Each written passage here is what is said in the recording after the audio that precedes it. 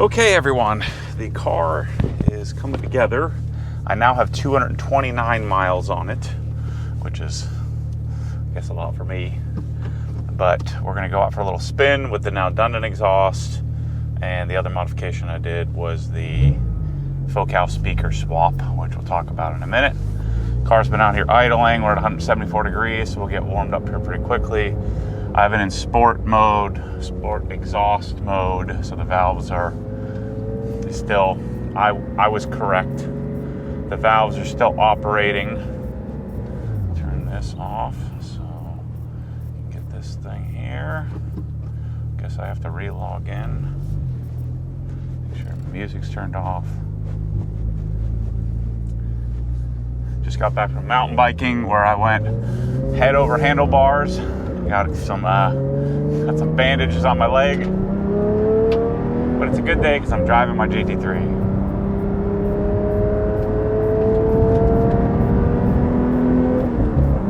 Now it sounds like a proper GT3 with Dundon street headers, loud titanium center muffler. Of course, it's a manual. And I'm freezing my butt off because I just got out of the cold plunge. That's why I got a sweatshirt on, and it's what's the temperature out? I don't know where the temperature, 82 degrees, and I got a sweatshirt on. But the car, GT3s, I generally don't do much modification, or don't do a lot of modifications to them. But this particular thing, I almost always put an exhaust on it, and generally want to if I can help it, make the audio system sound a little better. That's always a good thing. I haven't made it sound better yet, but we will be here shortly.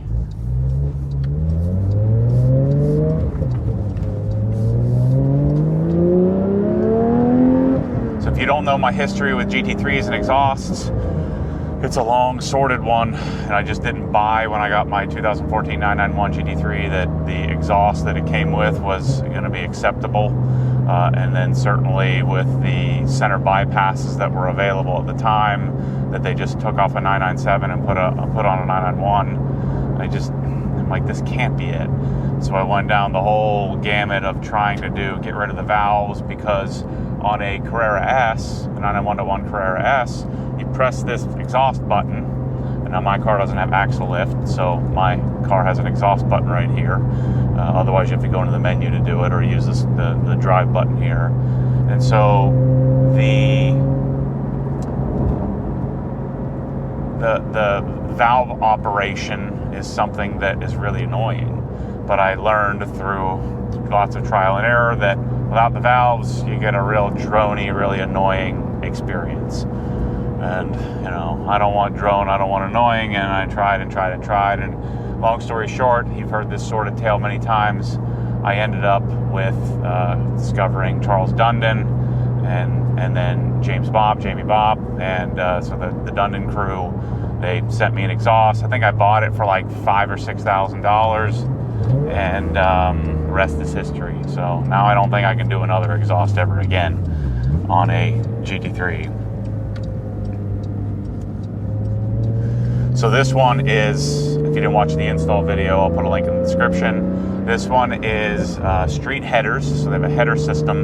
The exhaust is quite a bit more sophisticated on the 992s because it has the particulate filter, that big old bung, which is almost like a secondary cat. And so I still wanted catalytic converters. I've learned my lesson doing, you can do no cats on a GT3. You don't really gain very much, certainly not great for the environment. And also the car stinks a little bit, and then you end up with yellowing all across the back, which oftentimes is not fixable. And so, I'm a street header kind of guy, so we do the street headers. The headers then connect to a second or a first or primary and only cat, and then there's a side muffler piece that then connects to the center section, and this time I chose titanium, and I was a little concerned about titanium. I don't like the resonant frequency of titanium. That's like a goof car guy move, to go titanium with your exhaust. Yes, it's lighter. Yes, it's prettier. Yes, it sounds, you would think it would sound better, but the resonant frequency of titanium, it tends to sound a little thinner. Now, this particular exhaust, only this section, you know, a 2-foot section is titanium. The rest of it's 321 stainless. And so I do detect a little bit of a hollowness that I'm not in love with, but it is good.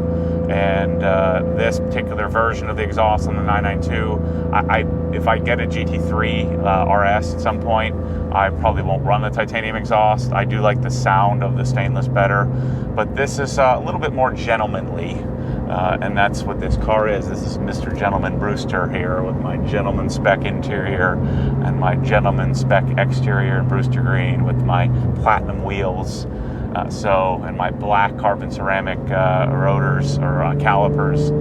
So I think that this is appropriate. You're about to hear in a minute. It's still got plenty of nasty.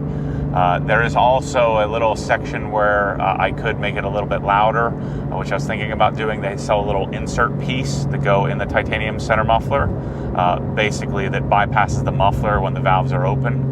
But I don't think I want to go there. I think that this is appropriate. I can go into 5th gear. There's no drone, and just cruise.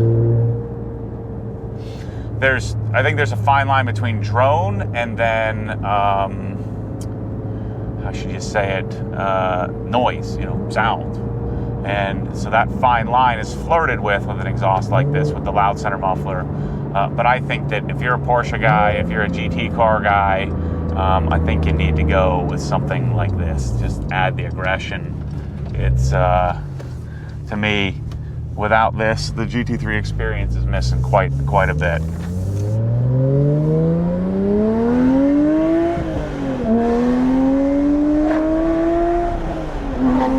That's what we're looking for.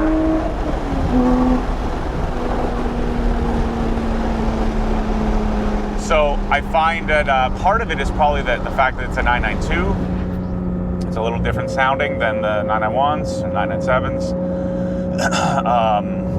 I feel like they're a little bit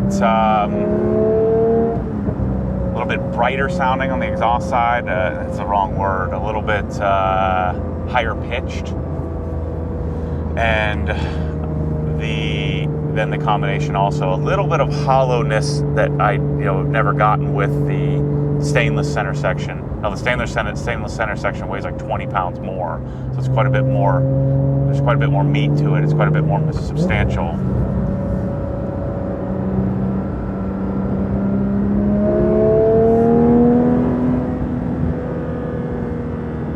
So if this was my RS, I would be asking for those. I'd probably be trading out the titanium, and I would be asking for, or if I was going to keep the titanium, I'd be asking for the loud inserts that LZ got on his. But for this car, after I've driven about 100 miles since I put the exhaust on, 90 miles, and I think this is the way to go.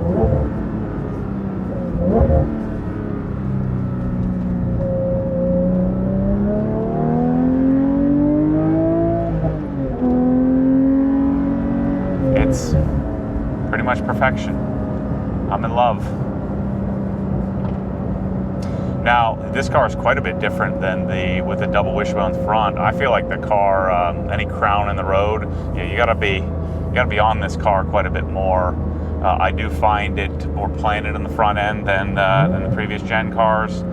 I actually was least confident in my .2 RS until I got the DSC controller. But this, I think that I would be fastest in the other 992.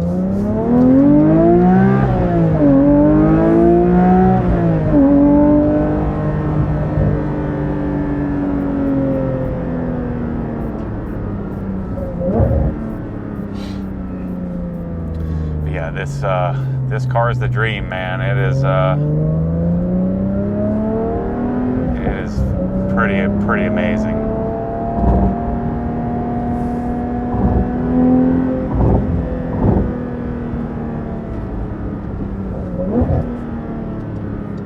so easy to drive. You know, obviously the no lift shift is cool.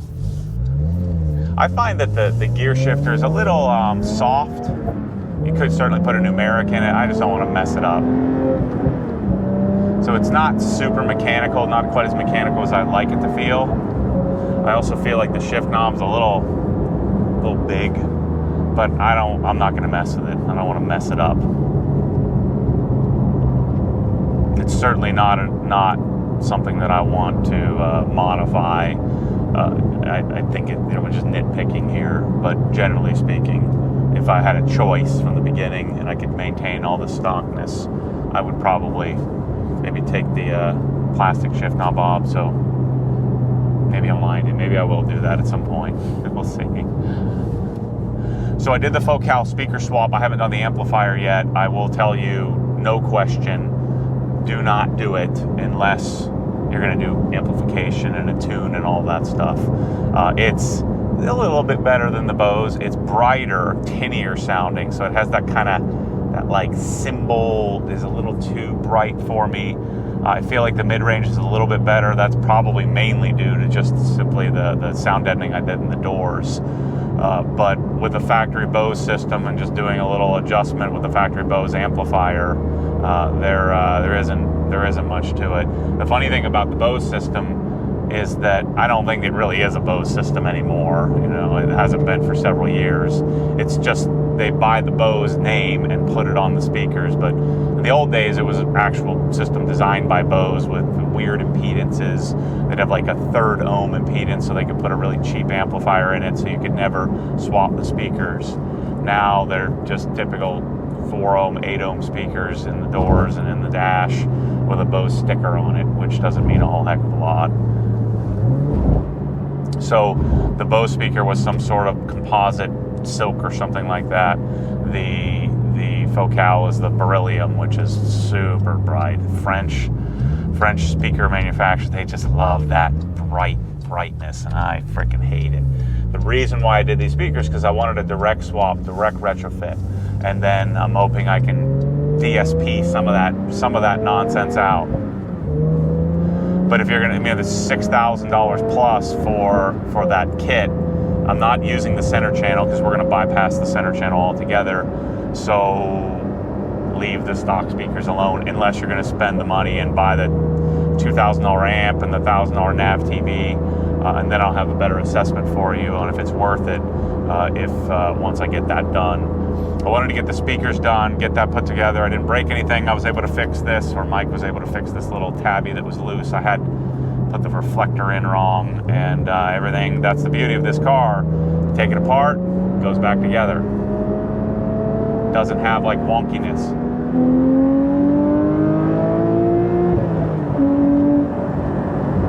So good.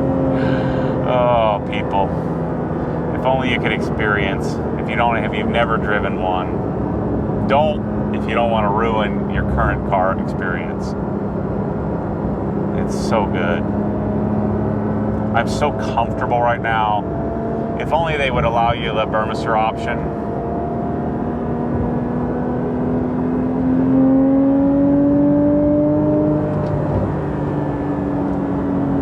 We've gone over this before. I don't do braking, stay under 4,000 RPM nonsense. I just drive the car. Not a lot of logic behind it other than this car will take me 1.5 years to get 1,000 miles on it. I would argue what's going to change between 700 miles and 900 miles or 900 miles and 1,000 miles. I mean, just drive it. I'm not bouncing off the rev limiter. I would guess that it's a bean counter thing, but whatever. You do what you want with your car. I'm going to do what I want with mine, which is this.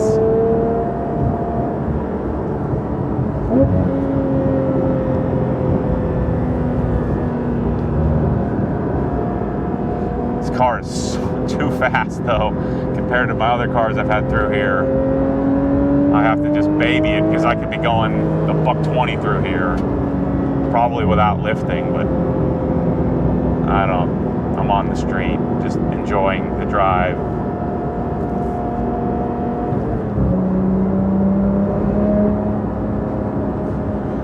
So yeah, the Dundon exhaust, it's the way to go, man. I'm telling you, let's put the windows down. Just the right amount of nasty. Gentleman spec.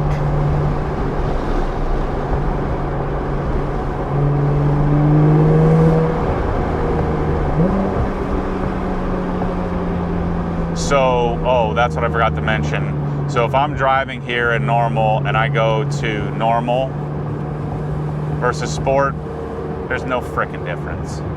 So even though now it's an electronic valve instead of a vacuum controlled valve, it, you know, the valves still, like the valves will close now that I'm at idle or now that I'm stopped, and they'll open when I go to sport. But I gotta stop.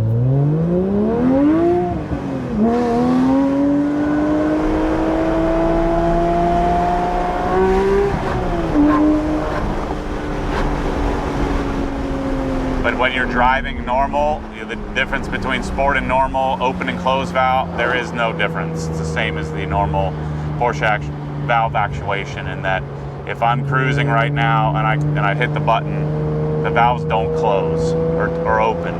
If I press the button, the valves don't open. They're just closed right now until I get to about 4,000 RPMs, and then they'll reopen again.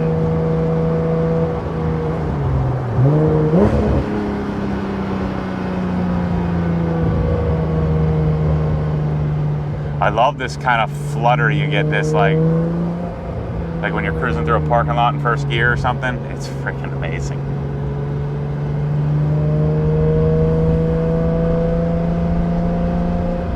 Gosh, how can you go that slow? I'm like going 20, letting you get ahead of me.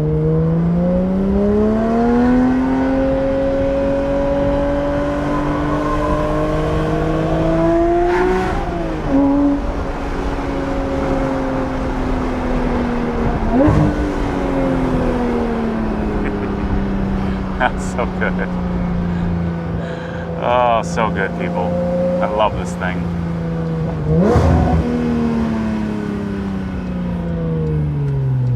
So that's a Dundon update, Focal update. I'm gonna go wash it now. This car's been dirty. I've been driving it all week. Do a little wash and talk, take the sweatshirt off. It's starting to get hot.